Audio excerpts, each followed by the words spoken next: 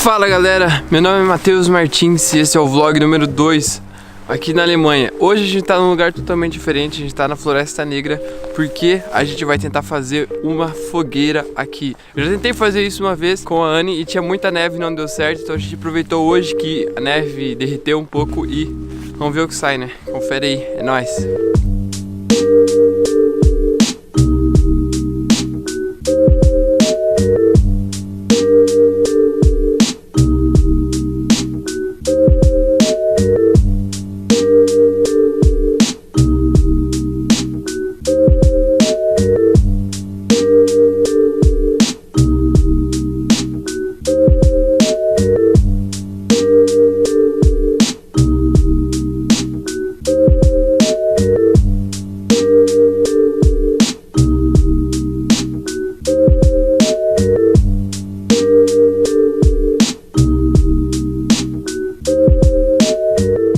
Aqui.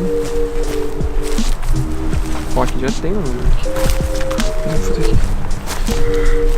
Bem, eu como tenho muitos anos de quartelar aqui no sangue, então vai ser muito tranquilo, muito easy, não vai ter fogueira. Brincadeira, vou falhar.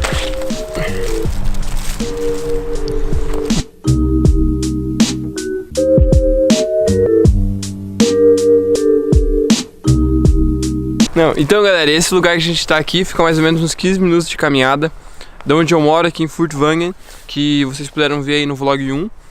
E, meu, é um lugar simplesmente sensacional. É foda. Fala aí, amor, o que você tá achando desse lugar? Lindo, lindo demais. A Anne nunca tinha vindo pra cá porque tinha muita neve pra fim, era impossível.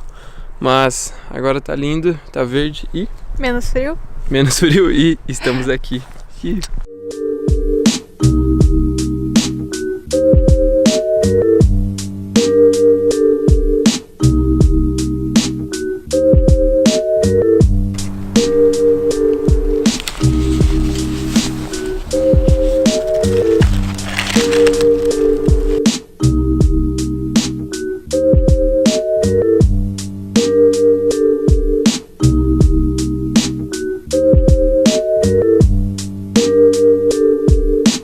Galera, infelizmente fracassamos da fogueira mais uma vez, porém não iremos desistir e garanto pra vocês que terá outro vlog e nesse vlog terá fogueira, prometo.